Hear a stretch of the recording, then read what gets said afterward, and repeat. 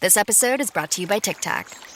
Summer tastes like Tic Tac. Tantalize your taste buds this sunny season with citrus adventure and orange. 2 everyday flavors that bring summer in every. Tic Tac Citrus Adventure is a yummy, vibrant medley of lemon, lime, and mandarin. And Tic Tac Orange is the perfect mix of tangy and sweet. Visit us at Tic Tac USA on social to refresh your summer with Tic Tac.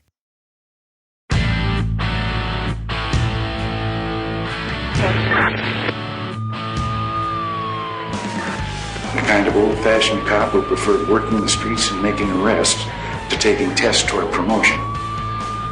He was the closest thing New York had to a Dirty Harry. This is One Tough Podcast on the OG Podcast Network. Here's your host, Bo Dietl.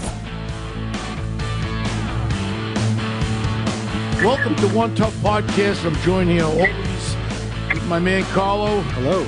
Today we have a good friend of mine, and I don't say it lightly. I really have a lot of respect for him, Mr. Terry Winter. Terry Winter is Terry Winter is a screenwriter, a producer, a director. He does the dishes for his wife. He's the best known for Sopranos, the Boardwalk Empire, Vinyl, Wolf of Wall Street. Wow. All I got to say is, Terry, thanks for being here today. I am happy to be here, my friend. How you doing? Good. I want to just do a little background, how the foundation occurred, making you who you are.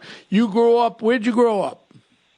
I grew up in Brooklyn, in Marine Park. It's a neighborhood kind of near Sheepshead Bay. I always have to describe Marine Park based on what it's close to, because nobody ever knows the neighborhood.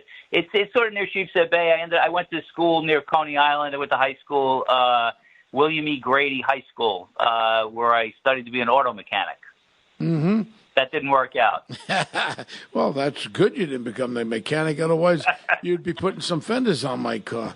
I'm sure. And then you actually went to law school. Where'd you go to law school at? I did. I went to St. John's Law School a million years ago. I graduated in 1988. It was a very circuitous route. Like I said, I went to high school to be an auto mechanic. I knew that wasn't going to work out. I wasn't sure what I wanted to do. The only ambition I had as a kid was I wanted to be rich, and I had no idea how to make that happen. Yeah. So I did what most young entrepreneurs do. I went into the delicatessen business.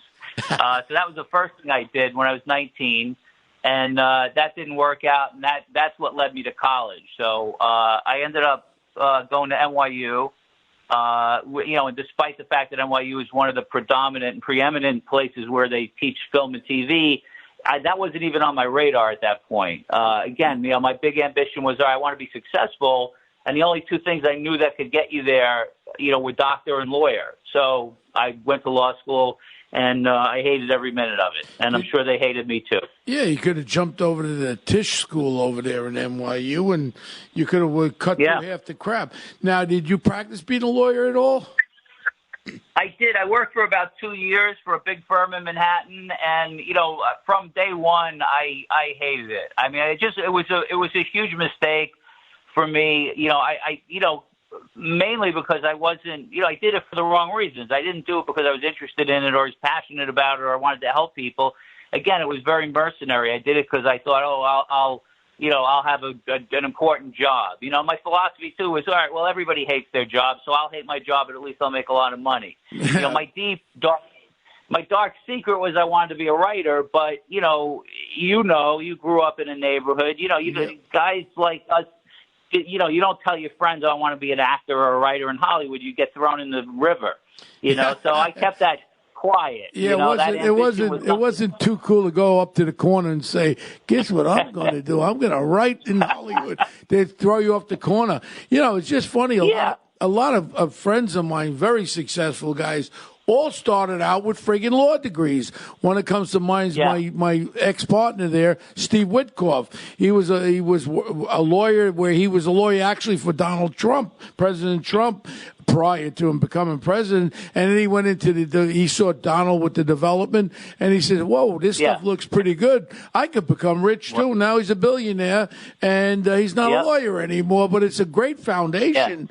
It's a great foundation. It is, I don't regret it, I mean, honestly, as much as I dislike the process and, again, I wasn't really interested, I don't regret those years. What it taught me was, how to think critically.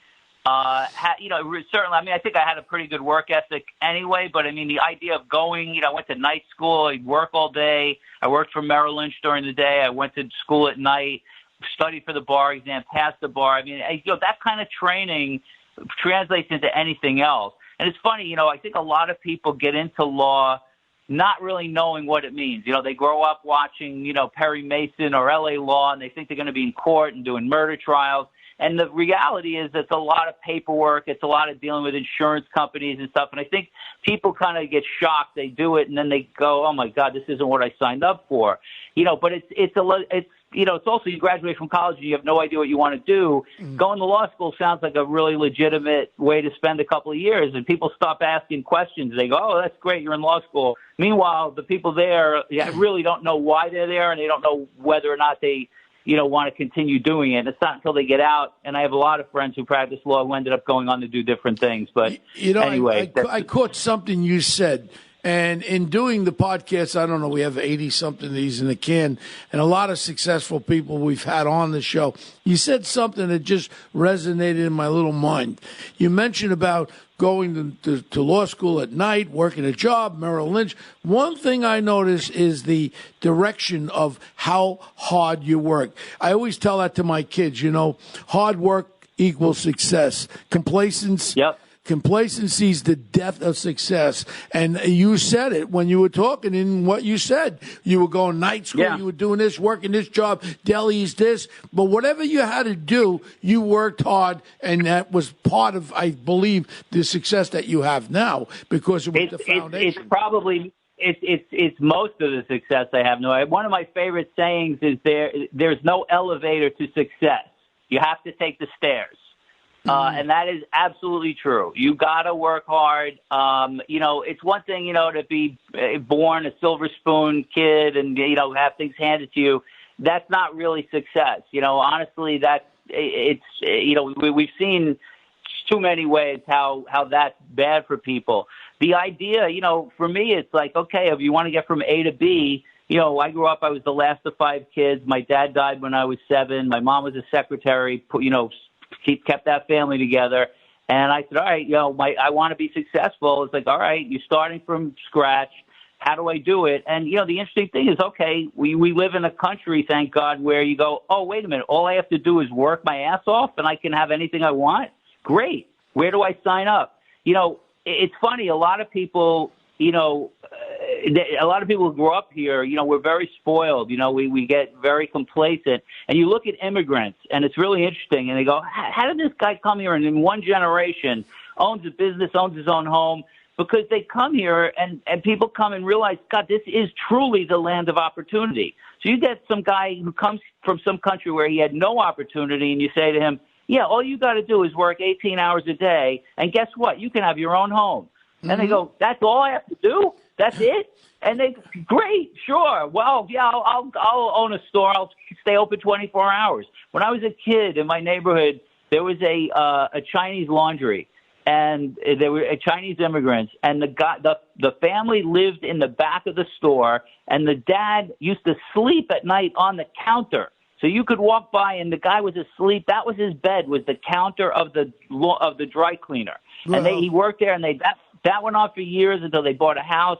The 2 boys went on to become professionals. I think one's a lawyer. I think one went to work on Wall Street. This was in one generation, and because they came and they worked hard. They really did. And that's one of the issues here in New York City. We have this mayor, Big Bird, that I named him, and he's very against the Asian community. You know what? These are the same kids. When our kids are running out on the Facebook and Instagram, these kids are working hard, working for their moms and dads, making deliveries, whatever they're doing, studying back at a restaurant, putting this effort in there, and all of a sudden he wants to take it away because too many of them are getting too high marks. That's bull crap. And you want to know something? Yeah. I'm really upset about that because even with the Italians, obviously with the Jewish part of me, because my first wife is a Russian Jew, so I'm a Jew because my grandson's Jewish, my daughter, my son are Jewish. So that makes me a Jew through injection. But I'm going to go even to the Italians.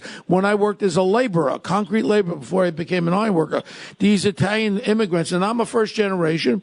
My mom was born in Catania, Sicily, and then all of a sudden when they would come over here and work in construction as laborers, they would eat broccoli rabe sandwiches, and they would save every dime, every penny. They would go out, work hard, build, buy a house, and then fix it up, and then sell it and buy a better one, and then open a business, a restaurant. It's all about one thing: hard work. Stop sitting there and being jealous about what someone else is doing. Go out there; it's all for you. And that's what I love about this country. Absolutely. And I don't want people to take capitalism away from us, because that's part of our beginnings. Is you work hard, and you should reap that harvest of having good things when you work hard. That's it. Simple. Absolutely. Yeah. The other thing too, it's funny. I get people say, "Oh, I can't afford to go to college." And guess what? Literally every dime I spent for college and law school was student loans. I had my entire education was financed by student loans, which I was lucky enough to be able to get just because, they offered it. And it's funny. I mean, this is back in the 80s. The interest rate was 20%.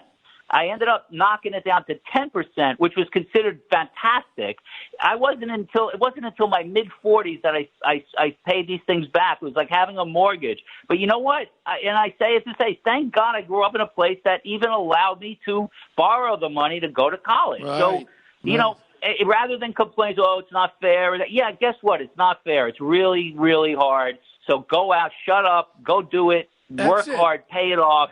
And stop complaining. You know what? I mean, again, we're lucky enough to be in a place where you have the opportunity to do this. In one generation, I went from, a mom, who barely, made enough money to keep our family together to, going to law school and having a really successful career, all because everybody in my world worked hard and taught me the value of doing the same thing. Well, now we talked about how life is success, but I think that we want to get down to the dirty nitty-gritty of Terry Winter. So, you're there, you're working as a lawyer, and all of a sudden you decide to move to L.A. and try your hand at Hollywood. So how did that happen? How did it all start? It all started, this is really true. I was at a party in L.A. after my writing career started, a couple of years into it, and a friend of mine had a party. Had you written anything on your own, just like on your own thing? Yeah, well, I'll tell you. So I'm at this party, and my friend's mom is a school teacher in New York, and she asked me the same question: how did this all start? What was the first time you knew you could write? And I said, honestly, I had a high school teacher in automotive school in Grady who used to make us write short stories on Friday. And she called me after school one day and she said, after class, she said, I got to tell you, you're a really talented writer. You should think about going to college. And at that point, I was like, I'm going into the deli business. But that was the first adult that ever told me I was talented. And it wasn't until years later that, when I did apply to college, that I started taking, I started to write short stories a little bit. And that was the deep, dark secret in the back of my head was I love TV and I love movies. And, on some level, I vaguely knew, obviously somebody wrote these things, but I had no clue about how to get into doing that as a job. And again, like I said before, the idea of doing that as a job feels so goofy when you grow up in New York, in a blue-collar place where at that point there was no film and TV in New York. I didn't know anybody in the business. So it wasn't until, I went through law school, I tried everything else to not be a writer, that I finally, 2 years into my law career, was so unhappy. And I was in my late 20s at this point, and I finally got to the point where I just said, all right, forget about the law degree, forget about the diploma. What do you want to do when you wake up in the morning? I asked myself. And the deep, dark secret was I want to be a sitcom writer at the time. That's how I started. And once I was able to say that out loud, Everything changed. I said, you know what? Life is too short. I'm not going to be 80 years old and look back and go, I wonder what would have happened if I tried this. I got to give this a shot. So I told my family and friends, I'm moving to L.A. I'm going to be a writer. So you can imagine my friends in Brooklyn were like, all right, wait a minute. You went to automotive high school. You somehow get into NYU. You graduate from law school. You pass the bar. You're working in a major Manhattan law firm. You're going to quit that and move to L.A. where you've never been to write scripts, and you've never written a script before. What kind of plan is this? I said, I'm telling you, I know it sounds crazy. I know this is the right thing. This is my destiny. And they're like, you're out of your fucking mind. You're going to be back here in 6 months. I said, I'm not coming back. I'm telling you, I'm going. And I showed up in L.A. in May of 91. I didn't know a soul. I showed up here like I parachuted out of the sky. And I just said, I'm going to figure this out. I'm going to teach myself this business. I got an apartment in West Hollywood, like sharing an apartment. I ended up taking my law degree off my resume, and I got a job as a paralegal for an oil company downtown, Unical. They had no idea I was actually a lawyer. I was working there as a paralegal. Wow. And I came home at night, and I lived like a monk. And for 2.5 years, I came home, and I wrote, and I wrote, and I wrote, and I taught myself the business. I remember I went out and I got the Hollywood Producers Directory. This was before the Internet. And I just studied this book. I heard, okay, Mike Ovitz, he's in charge of CAA, and this guy's in charge of Warner Brothers, and that guy's in charge of Disney. And I just started to learn who's who. I started buying. I didn't even buy Variety. I used to go to 7-Eleven every day and stand at the magazine counter and read Variety for free and then put it back on this thing and leave because I didn't have enough money to buy it. Wow. But I was just teaching myself, all right, how does this work? The other thing, I'm not shy, as you know. I would call people. I would call a producer out of the phone book, out of the producer's directory, and say, hi, my name's Terry Winter. I'm a writer. I'm from New York. Can I come in and talk to you for 5 minutes? They go, about what? I go, I just want to talk to you about what you do. I want to learn about this business. And half the people would say, don't call me again. And the other half would go, yeah, sure, come on in. And I'd come in and I'd sit down for 20 minutes and just say, can you tell, what do you do exactly? When you produce a TV show, how does that work? And slowly I started to build a network of people I knew who were in the business. And it took me 2.5 years of slogging away. And I finally, ended up getting a job. I'm leaving out a big part. I ended up creating a phony agency where I represented myself. That helped a lot too. One of the catch-22s in Hollywood is that you can't get a job if you don't have an agent, and you can't get an agent if you don't have a job. So, of course, you ask yourself, well, how does anything ever happen? How does anybody? And nobody knows the answer. There is no answer. So, I would call agencies and CAA and William Morris and all the other ones, and I'd get an agent on the phone, and they'd say, all right, send me your scripts, and weeks would go by, and I'd call back, and, we haven't gotten to it yet, and then they'd forget who you were, and it was unbelievably frustrating. And a few people who were reading my stuff said, yeah, you're really talented, but you got to get an agent. I said, I know, I'm trying. How do you do that? So finally, I went down to the Writers Guild, and they had a list of agents who will take unsolicited scripts. And basically what that means is if you were to send a script to CAA right now, unsolicited, just send them with a cover letter, hey, I wrote this script, it would come back in the mail unopened. And they would say, we don't accept unsolicited material. You need to be recommended. So these agents on the list of the Writers Guild were young agents or new agents who wanted to find clients.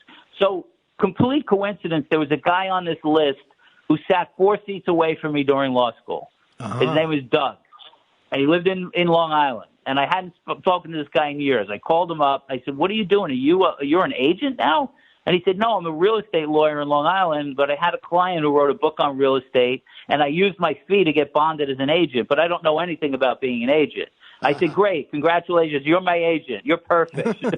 I said, here's what we're going to do. I said, I'm going to open up an agency under your letterhead. I'm going to pay for everything. I'm going to get a voicemail system. I'm going to get one mailboxes, et cetera, address. I'm going to photocopy all my scripts. I'm going to send them out to every sitcom in L.A., and if we get anything, I'll give you 10% like an agent. So That's what I did. I ended up taking a day off from work. I hit literally every single sitcom. I drive on to, this was back in the days when you could do this. I'd pull up to Warner Brothers and go, yeah, hi, I'm Messenger. I need to drop these scripts off. Okay, go ahead. And I go in, and I just papered this town with my scripts. And a couple of weeks went by. Well, what were the first scripts What were the first scripts you wrote?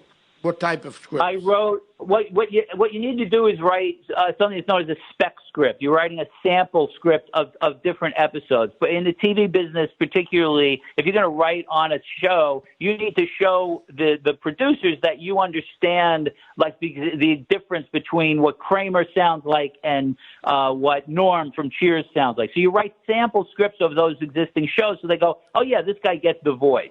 So at the time, I think I wrote a Doogie Howser script. So you wrote scripts of actual sitcoms that were out there already. Got you.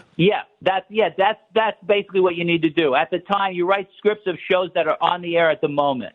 It's funny because I said, God, I would love to write a Honeymooners script, and they were like, that they don't do that anymore. All right, well, I would love to have done that. But anyway, I wrote a Doogie Howser, I wrote a Cheers, a Seinfeld, Mad About You. Frasier, I mean, you name it. I just cranking them out. So what happened with that? Go ahead. Next, what happens? So a couple of weeks go by, and I get a call from a woman named Winifred Hervey Stallworth, who's the executive producer of Fresh Prince of Bel-Air.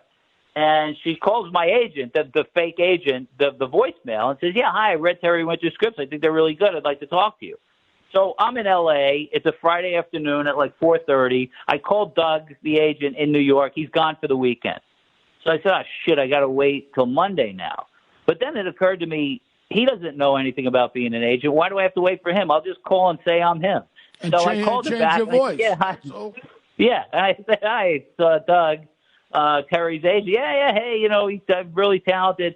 And she said, yeah, Fresh Prince is kind of like a teenage-oriented show. Does he have one more script we could read that's kind of like geared toward teenagers? I said, oh, you're not going to believe this. He just wrote a great episode of The Wonder Years, which his show was on, which was total bullshit. She had everything I had written at that point. I said, but Terry's away this weekend at his beach house. I'm living in this hovel at the time. I said, can I get it to you on Tuesday? She goes, yeah, Tuesday's fine. So I hung up, and so this is where the hard work comes in again. So from Friday night until Tuesday, I wrote a Wonder Years episode. I didn't get out of my chair. Wow. I cranked out an episode, and I went in Tuesday afternoon, and I said, this is my shot. And I handed it in, and they called me in, and they had me in a week later to pitch ideas, and I ended up selling them on an idea that they ultimately couldn't use, but it ended up being like kind of my first foot in the door. And shortly after that, I got into a program Warner Brothers runs, called the Warner Brothers Sitcom Writers Workshop. They take like 15 people out of a pool of about 800 from around the country, and they take these 15 people and put you through a 10-week program. And the idea is at the end of it, they try to put you on one of their shows. So I went through the program, and they called me in at the end, and they said, we have a situation we think you'd be great for. I said, what is it? They said, well, it's not a sitcom, and that's no reflection on your comedy writing. I said, well, what is it? They said, well, it's a 1-hour show that has some comedy. It's about a blue-collar guy who's a lawyer for a really stuffy law firm. Do you think you could write that? And I said, if I don't get this job, I'm jumping out the window. I said, this is my life story. I said, yeah, I could write that, of course. So the show Fox did in 1994. Did you open up that you were an attorney? Yeah. That's why I said, yeah. I said, this is exactly who I am, a blue-collar guy who ended up going to be a lawyer and working for a big law firm. I mean, that's exactly who I am. So what was the show? The show was called The Great Defender. It starred Michael Rispoli and Peter Krause. They unfortunately only did like 10 episodes, and it was canceled. Fox blew it. I mean, the show was actually really good. It was created by George Schenck and Frank Cardia, who run NCIS, the biggest show on TV, and Frank Renzulli, who was one of the original writers from The Sopranos. So that's how I met him. And then 8 years later, we wrote on The Sopranos together. Wow. And then Renzulli, Michael, I think I casted him in my I did. I casted him in the One Tough Cop, I believe, Michael. Marty Bregman. Yeah. Great actor. Great actor. Great guy. Yeah. Yeah, and then that was when I was partners there with Marty Bregman, who's since passed. So now you get involved in The Sopranos because of this guy. He brings you over there to the Soprano writing crew over there. The show, The Great Defender, only went on for a little while, and from there, I took every job that anybody offered me. My standard for taking a job at the time was very high. You had to ask me, "Do you want this job?" And I'd say yes. I didn't care what it was. I couldn't believe people were paying me to write. I wrote on The New Adventures of Flipper, Xena Warrior Princess, The Cosby Mysteries. I mean, literally, I was like, I couldn't believe it. I was so lucky. Let's stop talking about the losers. Let's go right to the winners, because the winners. So I'm on a show every Sunday night. I was glued to the TV at 9:00 on HBO. If you say my favorite series had to be The Sopranos, and I know you were involved in a couple of the episodes that I love personally. I think the Pine Barrens thing with Paulie and Christopher when they were lost is one of the great ones. And you had, which ones were you involved with? Well, I think I wrote about 26 or 27 of them all together. I mean, some of the big ones, Pine Barrens. I wrote the episode Long-Term Parking where Adriana gets killed. I wrote an episode called The Second Coming, where AJ tries to commit suicide. I wrote the episode where Christopher goes to, they have an intervention with Christopher. I mean, just there's so many, I mean, it just goes on and on. I think I wrote more episodes than anybody except David Chase. So ultimately, with the one you did with Uncle Junior shooting Tony, right? Yeah, exactly. Yeah, that was called Members Only. That's another one I did. It's just funny. We did a series for CBS with Marty Bregman again called The Gray Area, and Dominic Trinice I casted, Vinny Pastore I casted. I casted a whole bunch of people in that. But the only problem was they casted the lead to play Bo Dietl, Michael Rooker, who's a dear friend of mine. But Michael Rooker's from the South. He's about as much New York as nothing, and that was the problem. And we had Howard Stringer was the head of CBS at that time. And then they said, I said, this guy can't be a New York City retired detective. He's got that yeep in his voice. Then they told me Conrad, and they go, I met with Conrad. I said, this guy's got a California yeep. I said, if you want to be New York, you can't talk like a yeep. And I ran into Conrad up at the Columbus Cafe. We almost had a fist fight. And I said, listen to me, this ain't one of these commercials where you got batteries on your shoulders. I'll knock you right on your ass. And who was sitting next to him was the guy who plays in Blue Bloods, the tall guy. What the hell is his name? The lead actor of Blue Bloods. Yeah, Tom Selleck was there. I said, I'll knock you on your ass and your friend too. And all of a sudden they had to pull me away, and Mikey Tyson was there with me. But I tell you the truth, some of these guys that all of a sudden became in The Sopranos, some of these great actors I had the fortune of meeting them prior. And like I said, there was no Sunday night that I wouldn't miss The Sopranos. Probably the greatest series of all times, and I don't say that lightly because that's how much I enjoyed it on Sunday night. It was just great. Well, thank you. Well, I can say that too because I didn't come on to the show till the beginning of the second season. So the whole first season, I was right where you were. I was a fan. I thought this was the greatest thing I had ever seen. I was on a show called The PJs, which was a sitcom, a claymation series with Eddie Murphy. And at the time when I was doing that, my agent calls me up and he goes, I'm going to send you a videotape. I'm dating myself. This is like 1998. I'm sending you a videotape of a pilot that HBO is doing. It's called The Sopranos. Mm-hmm. And I said, I don't know anything about opera, right? He goes, just watch it and call me. So I pop it in, and about 30 minutes into this thing, I swear to God, I was trembling. I said, this is the greatest fucking thing I've ever seen. It's unbelievable. I know these people. I knew that world. I don't know if you know, when I was a kid, I worked, one of my jobs when I was a teenager, I was a delivery boy for a butcher shop that was owned by Paul Castellano. Oh, he owned all the beef joints, Exactly. So, by osmosis, you sort of grow up in this world. I also worked in an illegal casino that was run by Roy DeMeo. We know about Roy DeMeo. Yeah. Yeah, you sure do. And so when I saw The Sopranos, you can imagine, I was like, oh my God, I completely understand this world. I know these guys. I know how they think. I know how they talk, et cetera. So I called my agent. I go, you got to get me in there to meet this guy, David Chase. My second call was to Frank Ronzulli, who was the guy who hired me on the first show. I said, have you seen this thing, The Sopranos? And he said, yeah, I'm meeting David Chase on Friday. I said, you got to get me in there with you. All right, great. I'll see what I can do. Anyway, as it turns out, David had already hired everybody for the first year. Frank was the last guy he hired, and then the door closed. So I sat out the whole first season as a fan, looking at the show, watching it, being jealous. Oh, my God, I got to get on this. I got to get on. So finally, when season 2 came around, David ended up firing a lot of the original writers, and he said, all right, who's this guy, Terry Winter? Frank introduced me to David, and then that was it. My life changed at that point, went on, And then I was there for...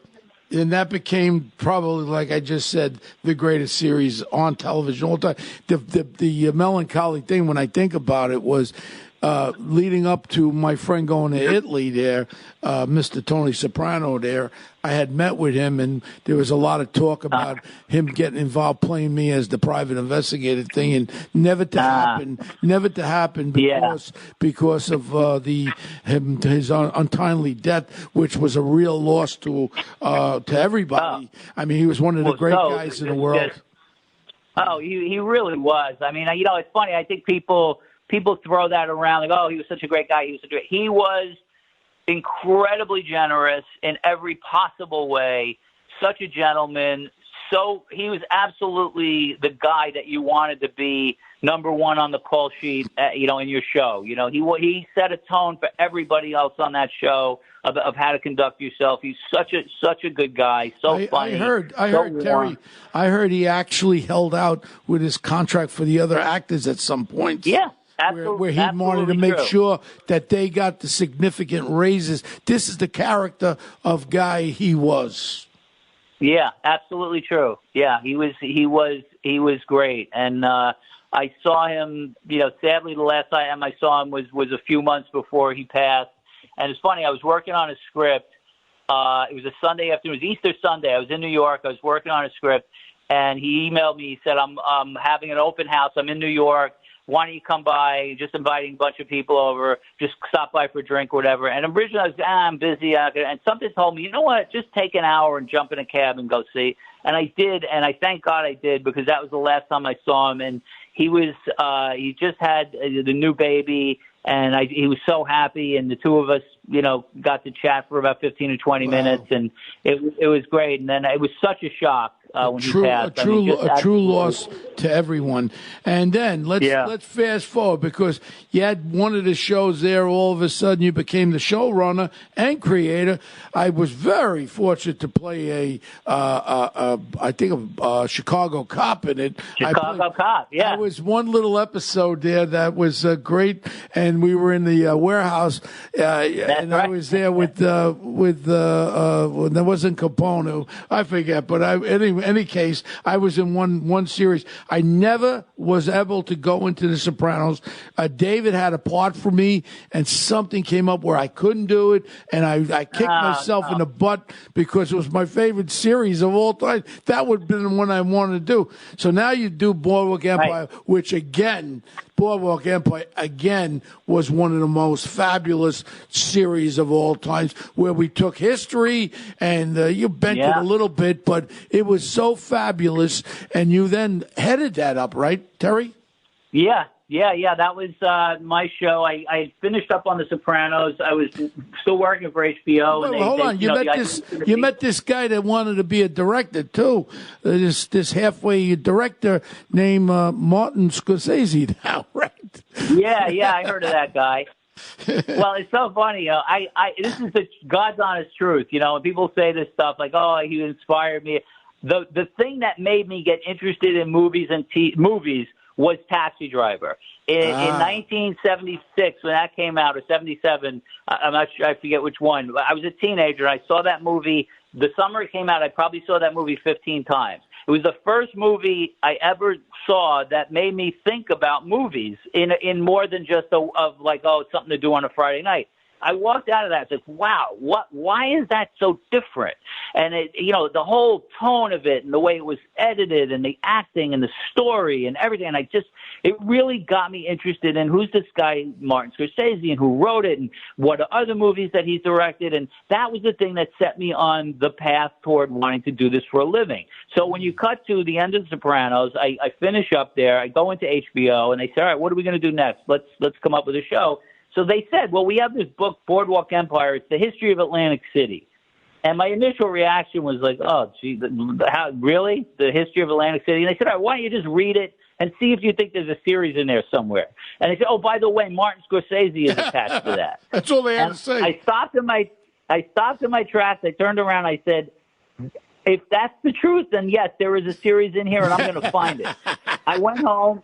And I said to my wife, Rachel, I said, HBO just gave me a TV series. She said, what do you mean? I said, if Martin Scorsese is actually attached to this thing and I figure it out, they're going to do it. They're not going to not do it. If he wants to do it, I just have to figure it out. She goes, well, go figure it out. So I went and I read the book, and there was a chapter on this guy, Nucky, who ran Atlantic City during the 1920s. And I said, this is the guy. It's Prohibition. This is a guy who was a corrupt city comptroller who ran a city on the eastern seaboard during a time when alcohol was illegal. And where did all the alcohol come in? From the ocean. So overnight, every gangster in America wanted to be friends with this guy. He's a city county treasurer who was corrupt as the day is long. He never made more than $1,500 in a year on the books, but his residence was the entire sixth floor of the Ritz-Carlton Hotel. So that's all you need to know about this guy. I was like, that's the show. And all I know is you brought all the characters. You touched upon Al Capone with that great actor that you casted. Graham is his name? Graham. Stephen Graham. He is one of the great actors there, Stephen Graham. There's a little talk. Netflix is talking to me about him being Bo Dietl. And I says, well, you like him. I like him too. So now let's just stay focused on this because that becomes one of the great series. Then all of a sudden, our paths have touched quite a lot. Yeah. Then all of a sudden, you get involved with Marty again with this thing called Vinyl, which to me, if that guy, the number 2 guy, the Italian guy there in HBO, if he didn't run it against Walking Dead, that thing would still be going on. And Lombardo, I think it was Lombardi or Lombardo. Yeah, and little birdie told me when he ran it against, they premiered it against Walking Dead, which has 15 million psychopaths that watch it every Sunday. You don't do something like that if you want to get off. I think he was fired right after that. He should have been fired. He took Vinyl, which was a very great series, and he didn't categorize it right. When you bring something out like this, you have to have a big audience that's going to get into it right away. And it was about the 1970s, Carlo. It was very interesting. I love that show. And again, Mr. Scorsese, the gangsters, everything involved. With Scorsese, the record business. There were some big mistakes made in launching that show. And it's interesting. The Irishman is a great example. The pilot of Vinyl was essentially a movie. It was a 2-hour pilot. So rather than, if I were running the network, I would advertise it as saying it's a 2-hour Martin Scorsese movie event. So make a virtue of the fact that you've got a Martin Scorsese movie as your pilot and put it on. They should have put it on after the finale of Game of Thrones. Absolutely. When you had every eyeball in the world is on it. And then say, now here's a Martin Scorsese movie. And then premiere it like that. So instead, they put it on Valentine's Day at 9:00 against the biggest show on TV without telling people that it's a 2-hour pilot. So assuming you're watching it, which chances are you weren't because you were watching The Walking Dead, you sit down at 9:00 on a Sunday night, also assuming you're not out with your girlfriend or your wife because it's Valentine's Day, and it's an hour long, and it's 10:00 now, and it's not over. And then it's 10:15 and it's not over. And then it's 10:30 and it's not over. And you go, I want to go to fucking bed. What's happening? And it was a complete disaster of a launch of this show that, I have to remind people the reviews were really good. We actually got a 77 or so on Rotten Tomatoes. That's a hit show. And you brought out one of my favorite actors again, Mr. Bobby Cannavale, who I think is one of the top actors in Hollywood right now. And it was great, and I was very fortunate until you shot me back in my friggin' head.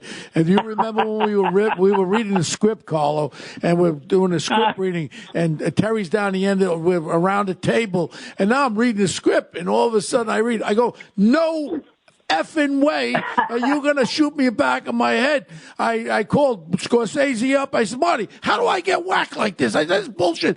So then I calmed down, and then I heard about that we were being considered for a second season, and Terry. So next thing is I call Marty, and I go, Marty, I'll lose 20 pounds. I'll shave the friggin' beard off. I'll put a long wig on. I want to be the brother-in-law that waxed this son of a bitch that killed me.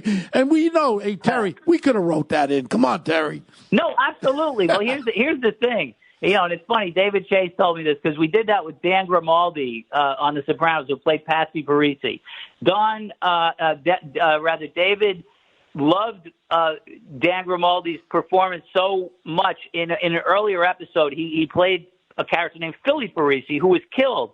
And David said, God, I shouldn't have killed that guy. He was so good. And David said to me something I never forgot. He goes, you can do this once per TV series. The guy has a twin brother. Twin brother. That was so funny. And I'm bringing him back. He's got a twin brother. And that's what I wanted to do with you. And then, I wanted to bring back, I wanted to bring back, too. I told Marty, I said, you got to bring the nut back.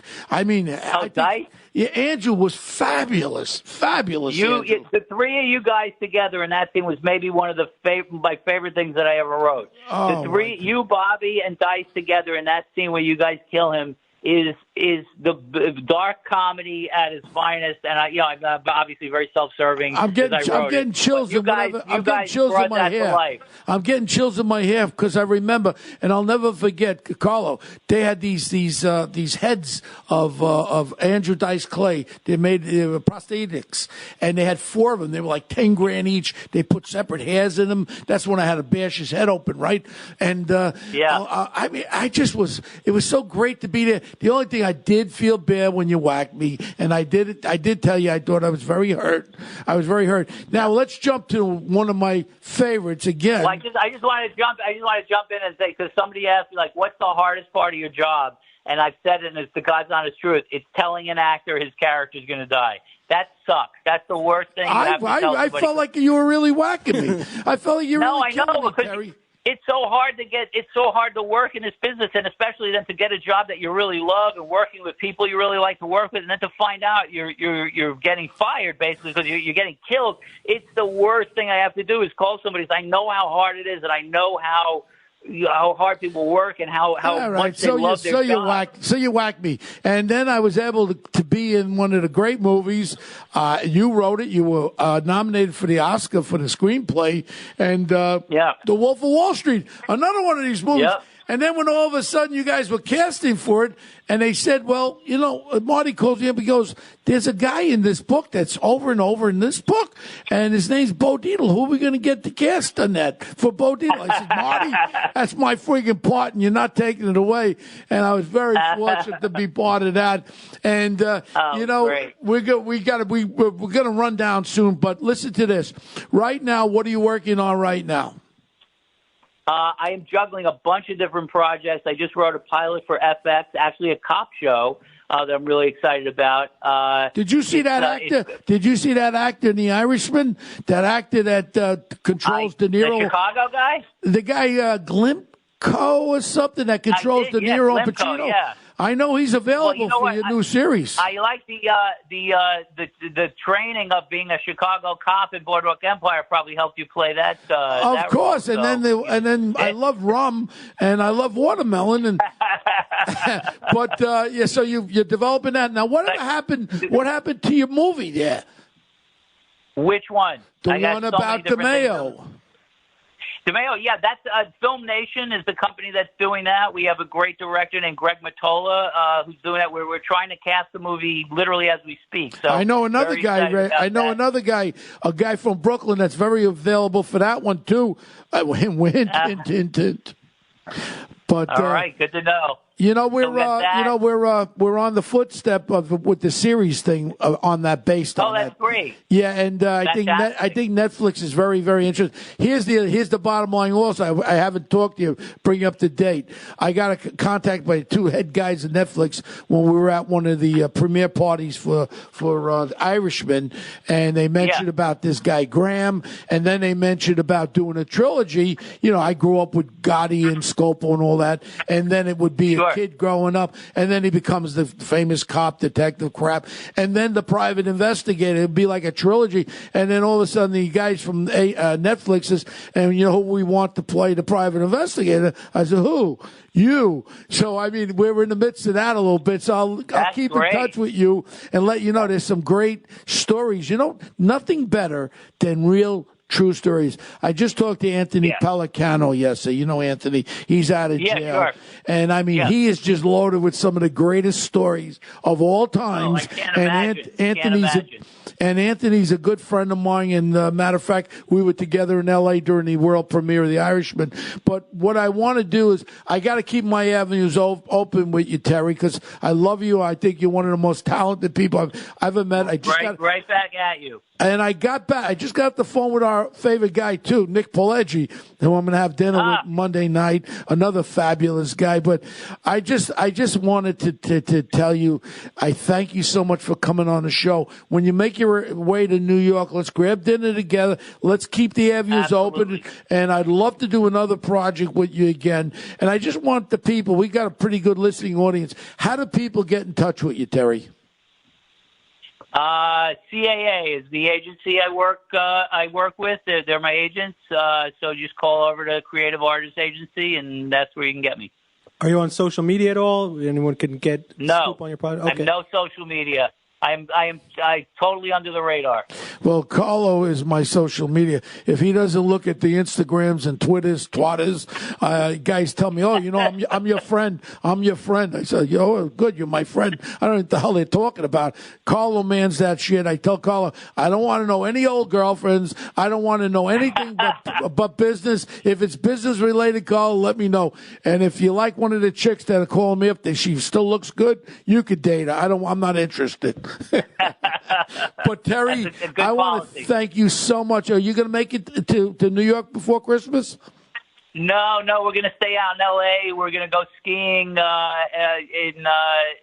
for Christmas time, and then stay in L.A. for the New Year. I want to wish you very happy holidays, Merry Christmas, Happy Holidays, Happy New Year. I love you. Please keep me in mind on anything you're doing. I'm very available.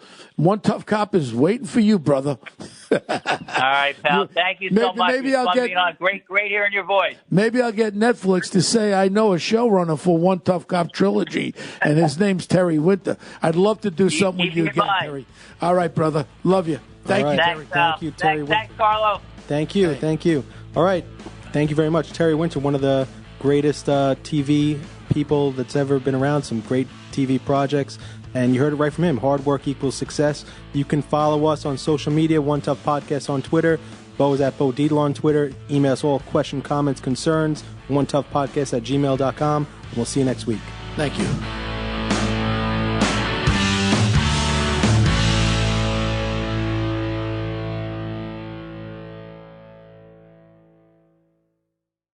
Hello, folks. Larry Kudlow here. Pay attention, because China is leading the largest anti-American alliance since World War II. One that's already dumped U.S. bonds, grabbed 43 million acres of our farmland, and is plotting to dethrone the dollar. That's why IRA and 401k savers are protecting their savings with gold. Please go to freegoldguide.com/Kudlow or just call 800-621-3908 for your free gold guide on how to protect your wealth with gold 100% tax-free.